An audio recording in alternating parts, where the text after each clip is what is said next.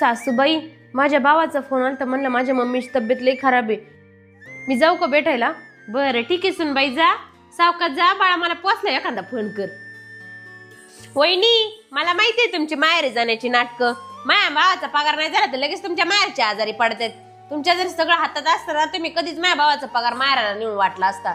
मला सगळं माहितीये. आल्या मोठ्या आईला भेटायला जाणाऱ्या. ताई तुम्ही जरा जास्तच बोलताय, असं वाटत नाही का तुम्हाला? अहो माझ्या आईची तब्येत आहे ना खरंच खराब आहे, आणि तुम्हाला जर आमच्या घरात आगच लावायची असेल ना तर मी म्हणते येऊच नका आमच्या घरी.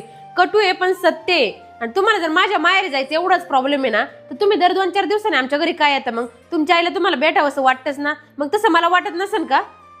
आल्या मोठ्या मला सांगणाऱ्या माहेरी जायचं नाही म्हणून. बघ मम्मी, ती लाडाची सुनबाई कशी तोंडाला तोंड देऊन निघून गेली. तू डोक्यावर बसवलीत ना म्हणून. भास्कर पिंके, तू आता लई झालं. तू सुनबाईची आईची तब्येत आहे ना खरंच खराब आहे. तुला जर एखाद्याचं दुःख समजून घेता येत नसेल ना तर मी म्हणते बोलावाच ना.